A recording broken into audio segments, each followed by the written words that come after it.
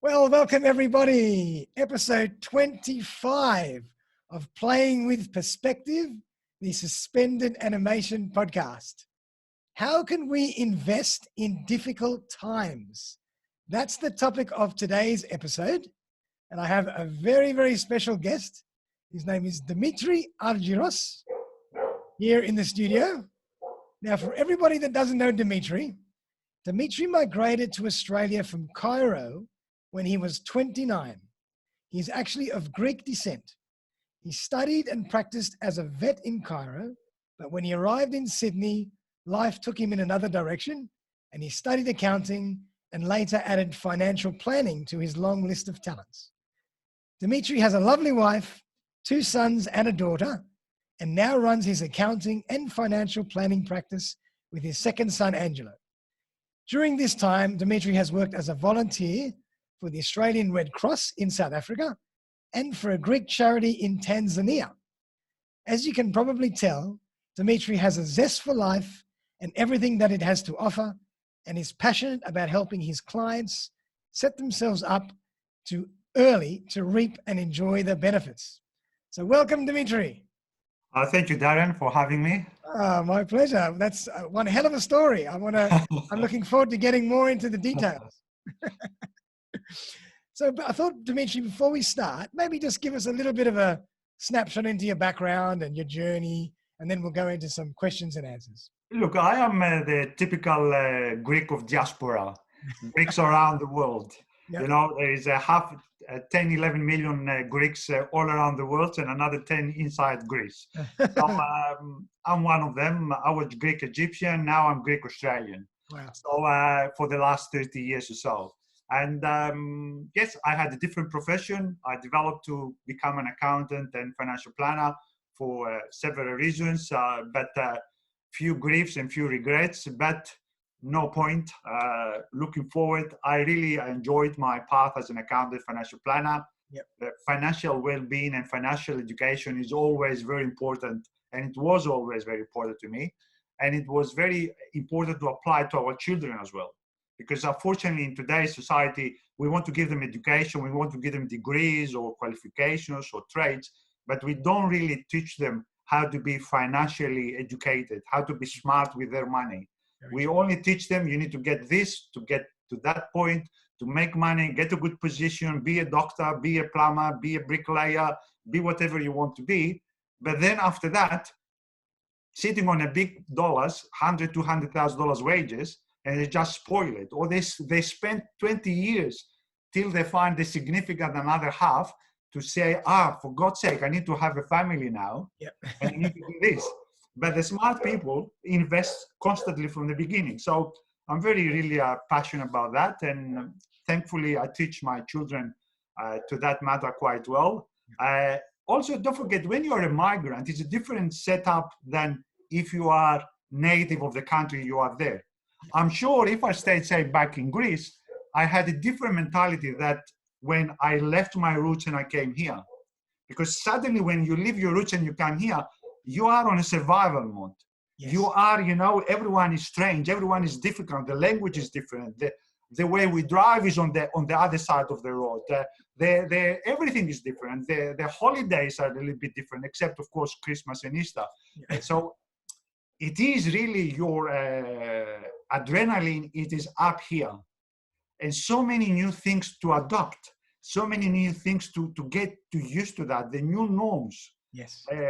There's not the old norms the same as back home. So this gives you a bit of extra push, to go achieve and conquer, and more likely also to prove to yourself and to prove whoever left behind that I didn't fail, a lot of people say, you don't go to another country, come and spend your youth here. Don't go with this and take your kids and their youth to another country. Yep. This is your homeland. Yeah, I agree. Yep. For the same reasons we came here, there's another way for you to prove that you made it, not in dollar value. Dollar value is nothing. True. And the material thing is nothing. Yep. You made it spherical, as a family, as a father, as a brother, as a friend, as a colleague, as an employee, as an employer. Wow. spherical, as a Greek Australian in Australia, as an Australian, Yep. all together, not just one thing. So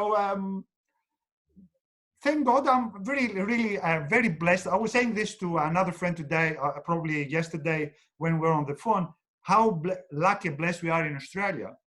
When we see the news of USA and what we have, and say, leave Italy and Spain, this was a bit out of their control with the health issue, but people queuing for food, and you can see people driving Honda Civics and fairly good cars. So it means they had a reasonable standard of living. It could be me, it could be you, but we are here.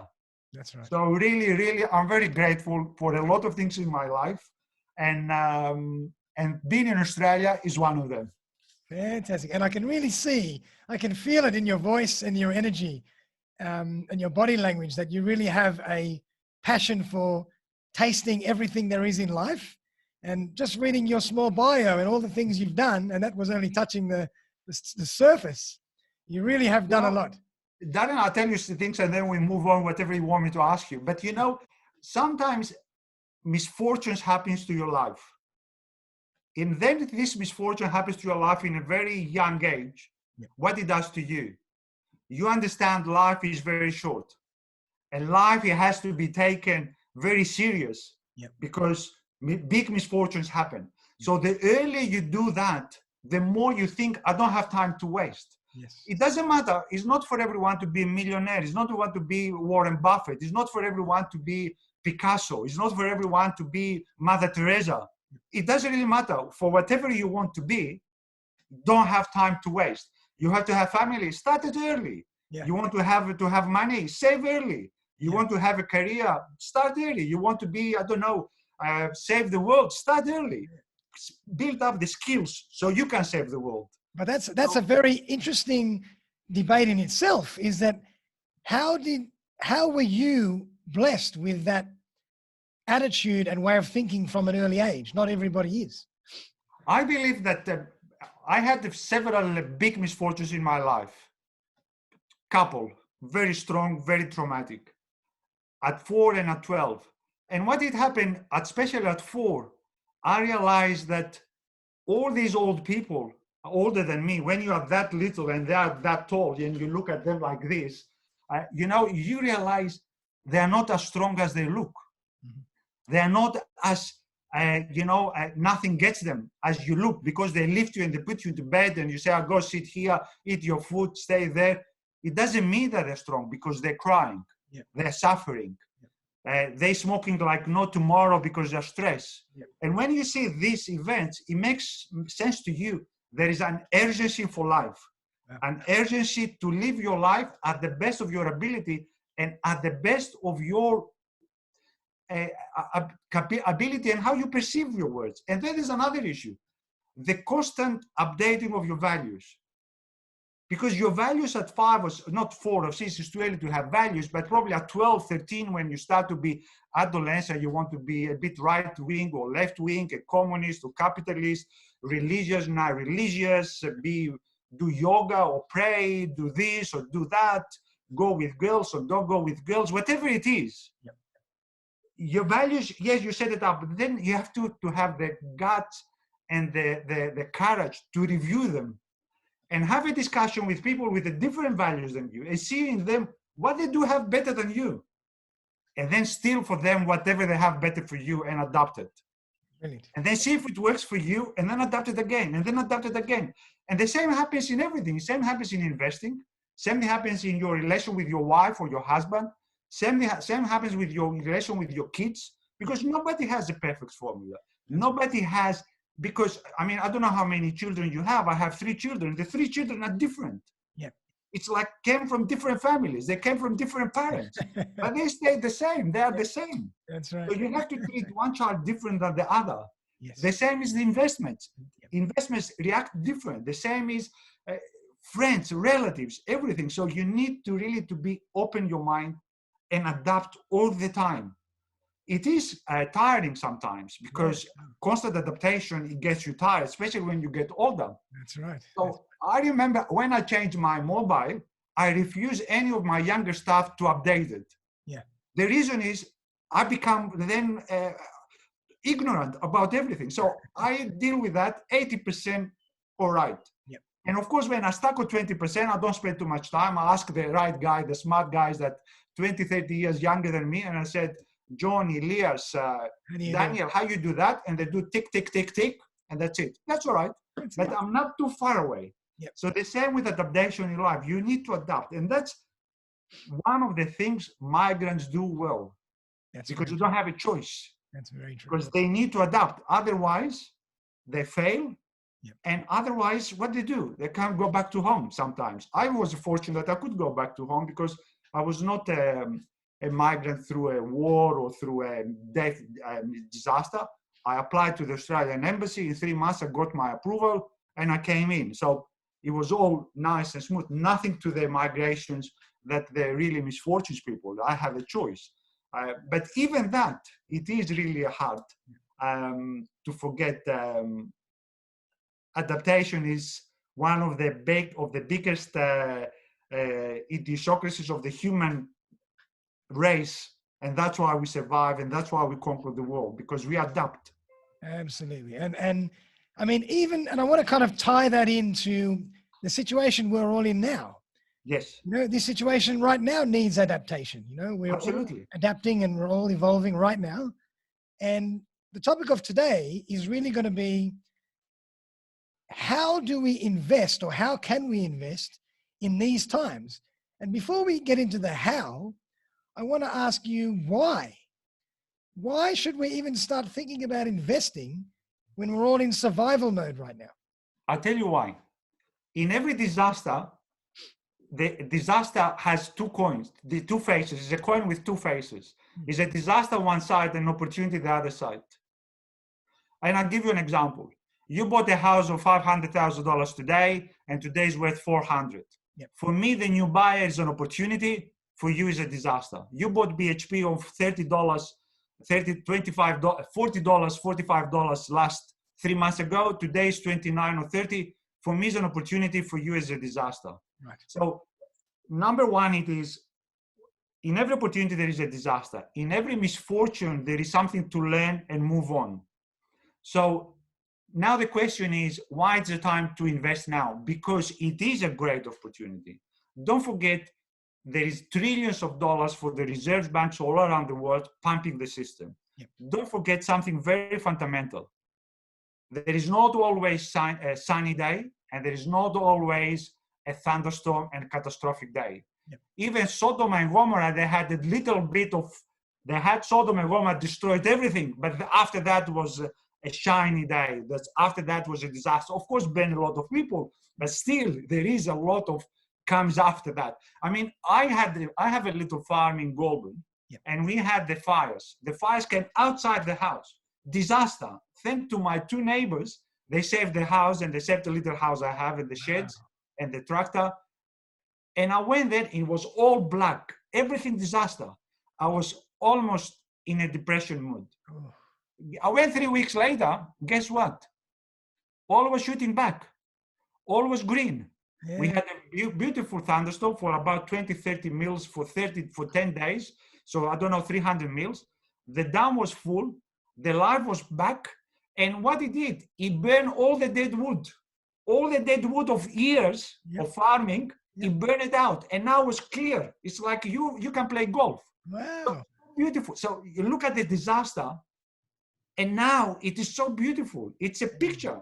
I have to take a picture and show for the other generation after me what was before, what it is. The same is with the investing. Yes, we dropped 30%, 35% from February. Yep. And now we are back 25% back from February, the top of the market. But there is opportunity. Warren Buffett said a lot of times, he says, why should I buy a share in a discount price? It was $100 and now it's $6 or $50. I should consider. So if the thematic or the value, why buy and share, it is tick the box, so the story is good, then I consider. So that's a good reason to invest now, but you need to be ready to be invested. True. Because if you were fully invested in February, I'm talking about the stock market, if you're fully invested in February, of course now you don't have any extra spare cash to invest. That's right. But that's a process that you have to be always ready to invest in a disaster. You always have a plan B scenario, because there's not always a sunny day and there's not always a day with big thunderstorms. Everything passes a comeback, passes a comeback. Yeah. So you have to Well, make I think sure it's a you good time to plan invest. accordingly and set up your finances accordingly. Absolutely. And a lot of times, I mean, the biggest fund managers have 20% in cash. Why they have 20% in cash? For opportunities like this. Wow. For opportunities like this, because they can see when they're supposed to be according to the chart at 5 or 10%, they give a big leeway and they say, okay, I'm going to be 20% now because too many clouds now. So I'm ready for the thunderstorm. Yep. So they take the umbrella and they sell a little bit. And then they put a raincoat. They sell even more. They make it 20, 25%. Yep. Yes, they're wet. The feet are wet, but the main head and the main body is not wet. It's protected. That's right. And then what they do when everything clears up, whoops, buy again, and they go back again on a cheaper price to have the leg up. And nobody knows when this disaster is going to stop. But I think you can invest wisely over the period of time and take the opportunity. So that's answering to why. I think investing is a continuous process. It's not one transaction. It's that you did when I was 25 or 30 or 35 or 40 and that's it. No. Invest is a monthly, quarterly, yearly process. It doesn't matter how it is, but it needs to be on a constant time frame and reviewing your investment in a constant time frame. It is difficult. It's easy to be said, but that's how it works. And that's how the smart money make more money. Yep. In other words, there's no right time. Every time there's an opportunity, you have to just see it and be ready for it. And don't forget, a lot of times we make the assumption that we picked the top or we picked the bottom. This is all, to me, very, very, very arrogant way to think that you're so smart that you really say, this is the top. February 10th or 20th was the top. I said it. Yeah, you said it another 30 times before that. Yeah, that's right. And it never happened. And then once it happened now, you say, I said it, I was right. Of course, but 29 times where you were wrong. Yeah. The same with the bottom. Yeah. So the smart money, they don't care. Not that they don't care, they care, but they don't really put too much emphasis if they are right or wrong. Yeah. They need to spread out. So I'm a bit here, a bit there, a bit there, a bit there. So if this goes a little bit south, it's okay. The rest is all right. And I make a decision about this 5 or 10%. And then I make a decision about this 5, 10%. Balanced accordingly. Yeah. Yes. Yeah. Wow, that's very impressive. I mean, it totally opens up my eyes in how you should be thinking about investing. So it's really an everyday scenario. You'll be thinking about this every day, looking for opportunities and assessing opportunities if they're worth investing in right now or not. And the critical scenario is you have a long-term plan. Yep. And you have a short-term plan and a medium-term plan. But the long-term plan determines the short and the medium. Yep. Why? Say you are 30, you are 40. Is a different plan than me that I'm a 50 or 60 or 70. Is a different plan that you are 20. Yep. Is a different risk. So if you are say 30, 40, you need to look another 30 years time. This 20, 30% on the share market, if I show you the chart, since chart started in 1800, it is nothing. You can't even see it. It's a blip. But for today, for us that we lost 30% and I'm 70 and I'm retiring, or 67, I'm retiring, it is a big issue, the 30% drop. For me, on my microcosm, when you amplify it and you put it in a big, under microscope where I am, it is big 30, 40%. But for the 30 years time frame, it is nothing. That's true. So the investment of this 30 years old man or woman is going to be different than the 65 or 67. That's a critical point. It's not the same thing. It's not one scenario fits everyone. Yep. It's very subjective. Yep. Very subjective. And also the risk tolerance. The other thing is very much important, the risk tolerance. You and me, we can have $1 million debt for the same house. Sorry, you and your wife, you can have $1 million set for the same house. You sleep like a baby, your wife cannot sleep, or the other way around. What is wrong or what is right? Nothing is wrong, is nothing wrong, right. Just her risk tolerance, she can't have $1 million. But if you tell her you have $500,000, that's all right.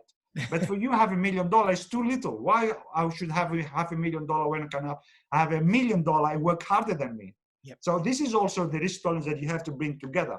And nobody's right, nobody's wrong. It's just your body. If you can't take your risk, it's like I like sweets, but I used to be very tolerant to sweets before 20 years when I was younger. Now, if I eat a lot of sweets and big pavlova and at 10, 11 o'clock, I can't sleep at night. But I still like sweets. Yeah. So I still like risk, but I can't take the risk as 20 years ago. That's right. I can't take the pavlova or the sweets as 20 years ago. So you have to adapt to that, and you have to acknowledge that, okay, for Dimitri today, because he's a bit older, he eats pavlova up to 2 o'clock after midday. After that, he has a heartburn, so don't eat pavlova. But you still enjoy pavlova. Fantastic, I love it. Fantastic. So really, it's just about, it's a personal situation, your financial situation, it's subjective, it's who else you have to consider in the formula. There's so many things that go into the decision-making process. Absolutely. But let's say when you're ready to invest, what should we do? Should we talk to certain people? Should we collaborate with certain people? How and what should we invest in these in difficult times in particular? Okay, this is a very good question, and it depends who is the person who asked the question. Mm-hmm. And I explain. If you are a person who started at 20 years old and you bought the first home with the help of mom and dad, and you went through the process of paying your mortgage, you got your apprenticeship, or you went through uni and you start saving and you have $30,000, $40,000, $50,000, and then you find the Mrs. Perfect, that she was also similar to you. She has another $20,000. They bought an investment property. This person at 30 or 40 needs less advice from someone else than someone who did nothing. He never thought anything. He didn't do anything. He just got his $50,000, $60,000, $80,000 as graduate of an accounting firm and from an accounting firm, and that spent it all. Yep. So it depends on your personal. And then there another critical thing, even the very structural and very capable person, the problem is we don't know what we don't know. So the problem is we think we know because we only got to these areas that we exposed. It's like I open Gregory's the old days a map, and we think Liverpool or where I live, this is the whole world, but it's not. You open the next page, it is not Sydney. You open the next page, it's Victoria. You open the next page, it's Australia. So I'm looking to these two pages, which it says the area that I live, and I think this is all opportunities I have. So going and ask someone that it will tell you, okay, there is this opportunity, there is another opportunity, there is another opportunity, and try to understand what is the risk related to that. And if it fits your long-term scenario, or this person help you to do a long-term scenario, that's the added value of getting someone next to you. And I'll tell you something, the most successful entrepreneurs, the most successful businessmen are the people who pay or take advice. Wow. And they implement the advice, not just pay and take the advice. In the private conversation before that, I had some advice for a very capable person, but I had difficulty to apply it. You know what I mean? So this is not just to pay and take the advice, but to take the advice and implement the advice. Yes. So you can judge it and implement the advice in a critical way, not in a critical bad way. Understand it. See if it fits you. Fits, okay, I don't know 100%, I have to rely on his expertise, but 80% makes sense. Yeah. So that's a value. Every successful entrepreneur, every successful business surrounded by successful team. That's right. And I'm learning that more and more these days. A successful team. Yep. I want Darren for my media. I want Darren for my media. I want Darren for Daniel for coach. I want this for my lawyer. I want this for my real estate agent. I want this. So I'm surrounded. So when I have a question, it just is a phone call to the right person. He gives me the right answer. Nitty gritty. I don't have to go and search. And of course, it's going to be a transaction for that. But that's a value of getting advice. Some people think that they have to do everything by themselves. That's fine. Yep. Some people, they take the advice we give them and they walk away and they never implement it. And when you call them 3 months, 6 months later, I said, Darren, we said this and this, why you don't do it? I'm not ready. I wanted to have a second opinion, what you thought, and I realized that I have a choice. So blah, blah, blah, blah, blah. So nothing you could do. And you get another one, you give him the advice today, and in 3 months, he's already done, implemented, and he's coming for review, what we could do better. Exactly. Who's going to succeed in life? What a difference. Yep. Yep.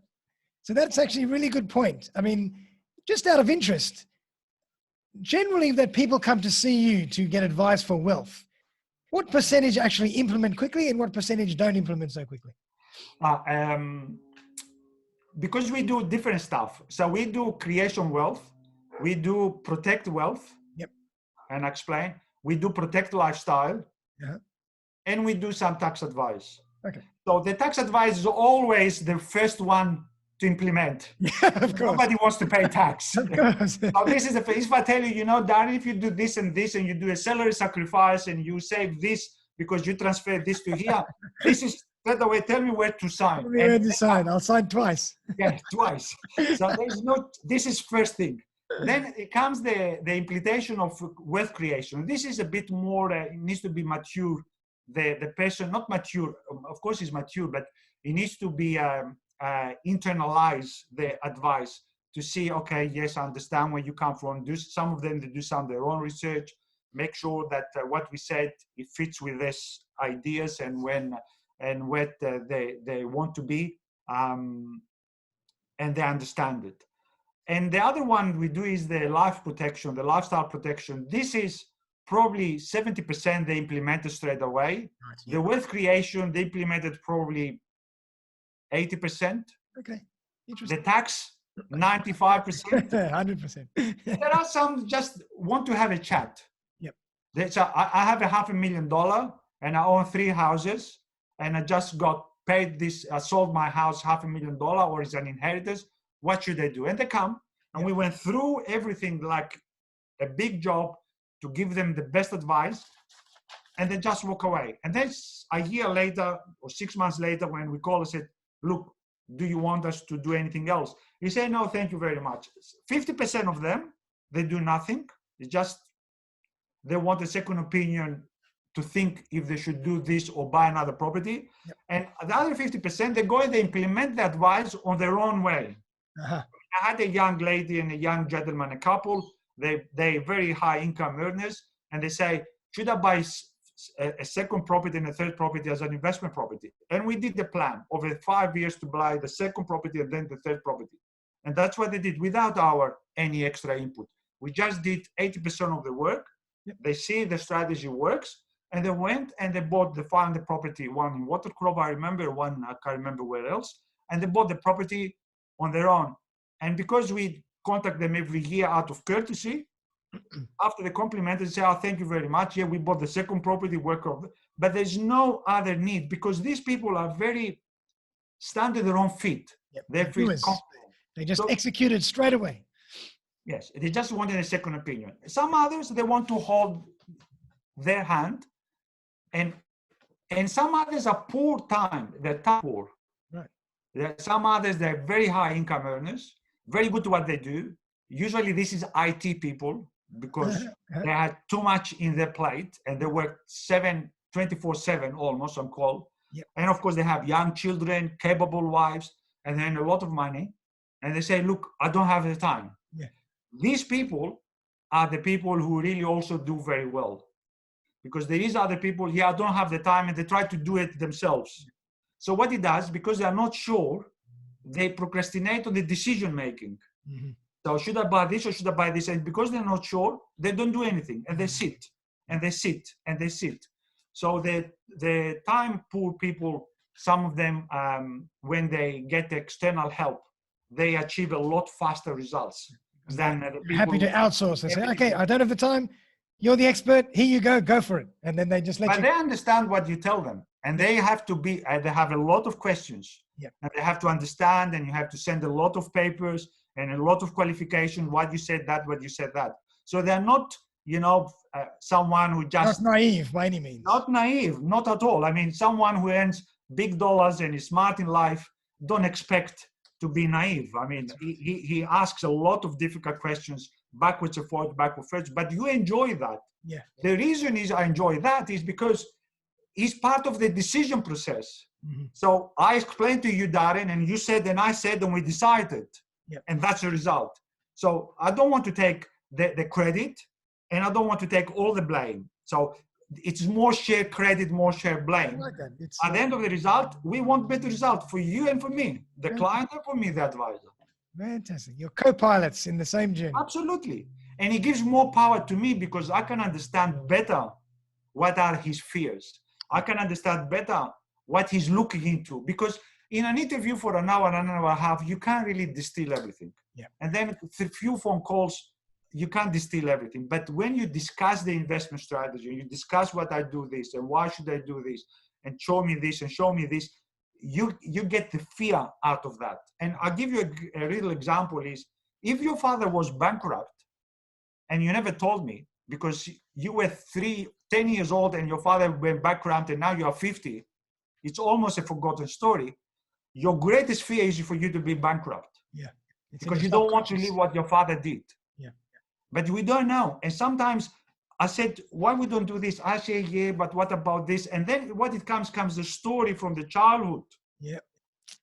That is, Incredible. my father was bankrupt and I don't want to be like my father. Yeah. That's why I became a surgeon. That's why I make a lot of money. That's why I invest constantly. I don't want to be bankrupt. Yeah. Wow. So but it needs time for this. So these people that they are time poor and they ask a lot of questions, they go a long way.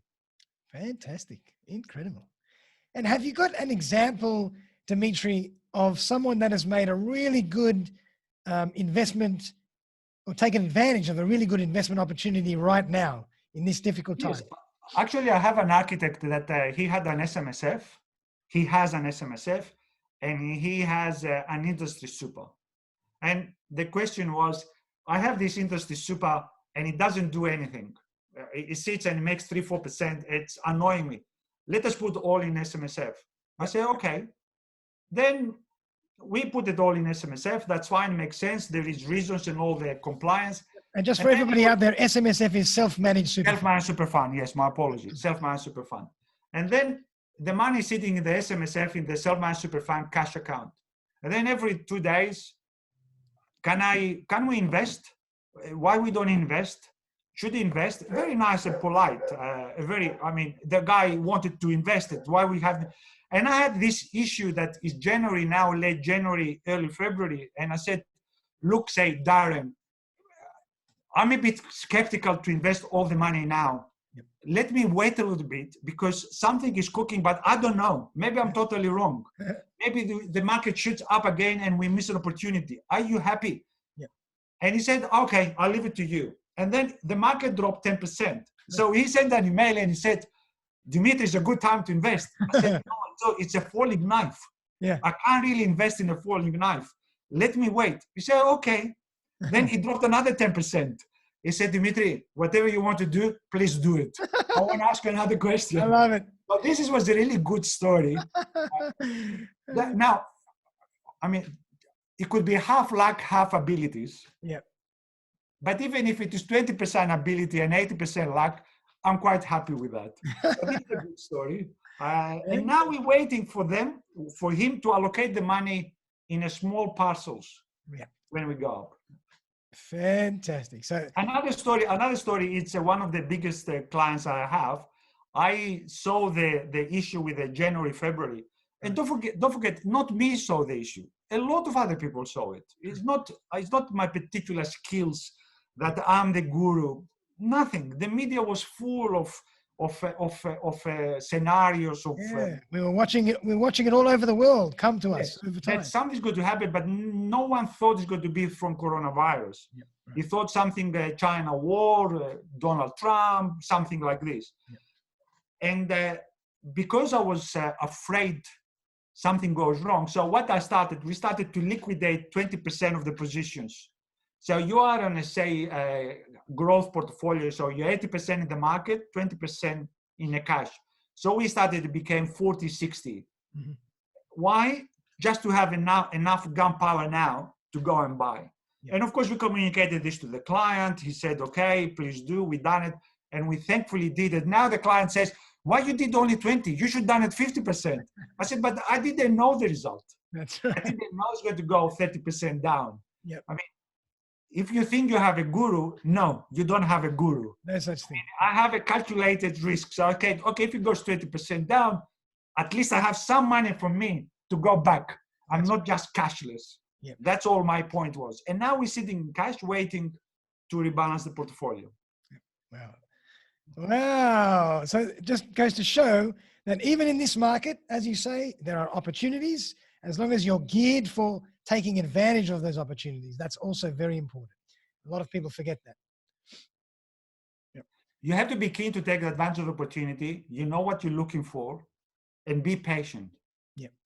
And switch off a little bit the media. The media, I was reading today about Bitcoin. One analysis say the Bitcoin is going to be $10,000 back. Another one's going to be $1,000. Yep. And all of them are credited. And all of them are glom. And if you search the Google, the name, they are all big achievers, Yep. YouTube stars, who you believe?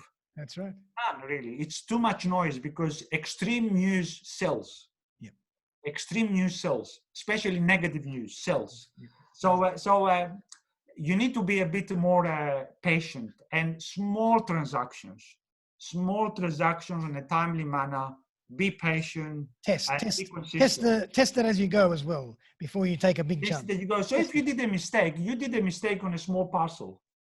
You didn't do a mistake. And if you did well, okay, you did well in a small parcel, not the whole parcel. Yeah. Be grateful that you picked it because you could go the other way around. That's right, exactly. I mean, to be grateful what you have is a great, really thing to have, and patient. And people, when they want to invest, I have a lot of clients that come, not a lot, but I have probably 4 clients, new clients coming. I want to invest my reserves. So someone has $200,000, he wants to invest the 100. Yeah, has 190, wants to invest the 100. And he wants it straight away. So you need to be patient. Yes, maybe we missed the opportunity, the 100% opportunity, but I'm sure we pick it up. So there is, this is not my say, it's another guy who does some webinars. He says, take the easy money. The easy money is not the money that they are in the bottom or the top, the money that in the middle.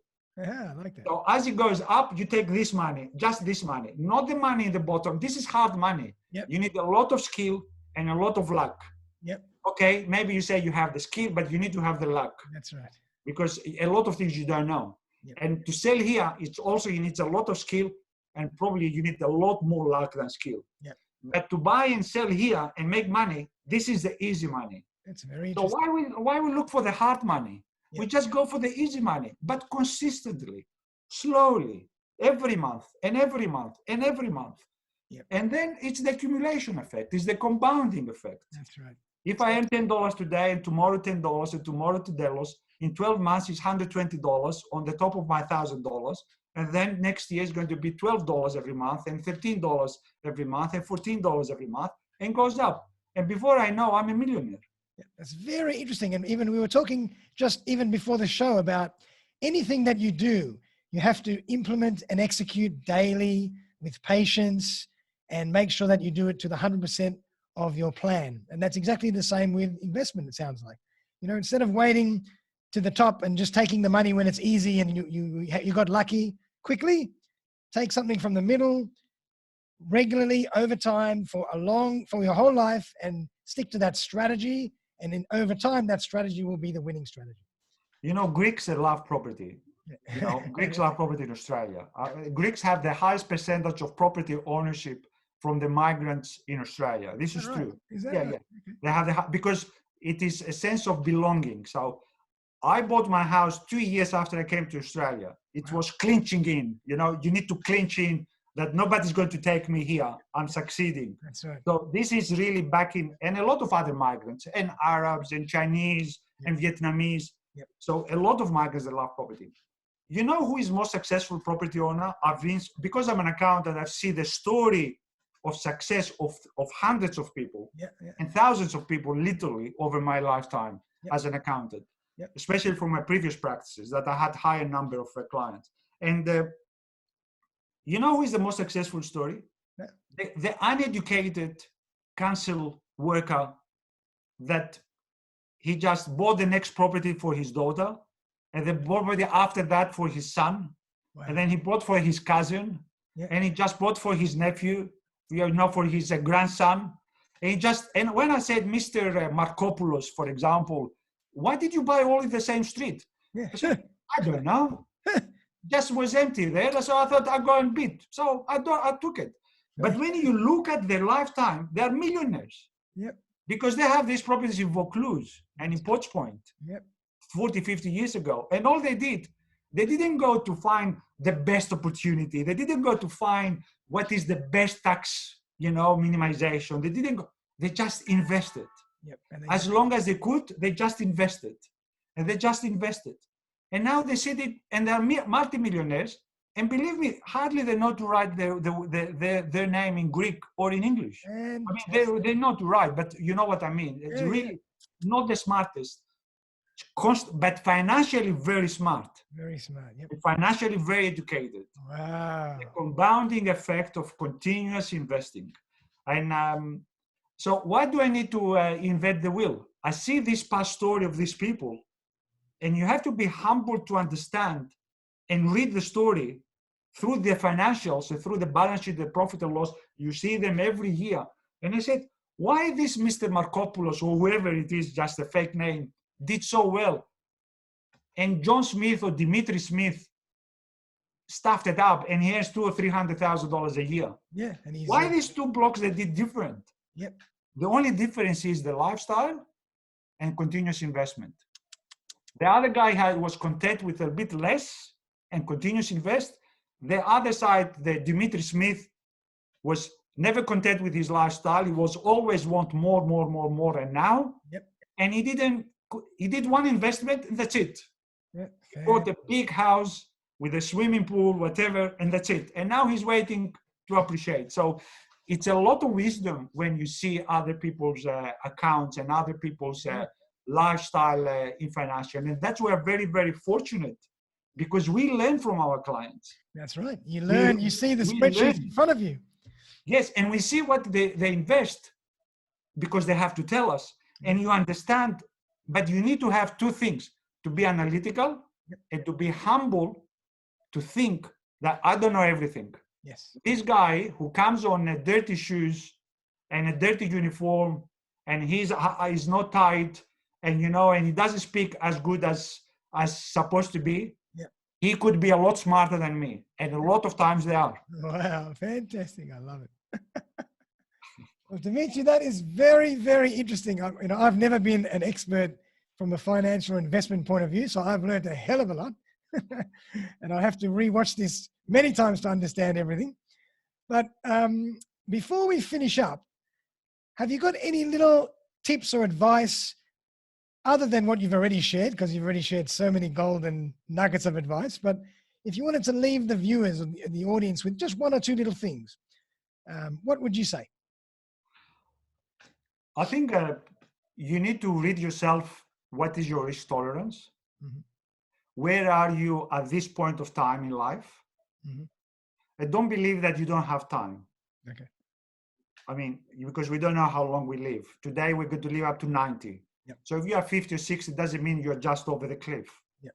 So this is another stuff. And then invest continuously in small parcels to do the average cost. Yep. And invest the things that you can you can understand in some sort, so you'll be more confident. Yeah. And take advice. So if if you're more comfortable with property, don't go start playing around with all sorts of crazy shares and dividends and bonds that you don't understand. Stick to property. But you need to understand also the opportunities of having the shares and the market compared to the property. A lot more liquidity, a lot more exit strategy, diversification if already you have two properties. So this is where the external advice comes. So in a nutshell, invest continuously, read your risk, and invest in small parcels, and take an advice. Definitely. Take an advice, analyze it, understand it. And if you don't like it, take another advice. Yep. If you don't like it, or you don't like the person who gives you the advice. Yep. At the end of the day, you need to find something works for you, but only you can chase it. No one else. You need to put it the system, no one else. That's right. Yep. Yep. You can only learn so much. You have to execute at some point. Absolutely. Absolutely. And so, Dimitri, if people want to find you and Silver and Young Private Wealth, how do they find you? What's the best way? You just log in our website. I think you can have an appointment, sure. That system, and all call 96007760 and ask for Dimitri or Earl. And yeah, just Google us, syprivatewealth.com.au. Fantastic. Well, Dimitri, I really appreciate you coming on the show on Easter Monday. You know, it's a special show for today. And I really learned a lot, and I hope the audience also has learned a lot. So thank you again. It was really a pleasure to have you on the show. Thank you, Darren. Thank you for having me. My pleasure. And for everybody out there, thank you guys. Have a great Easter Monday. And we will see you very, very soon, probably tomorrow actually, for another episode. So stay tuned.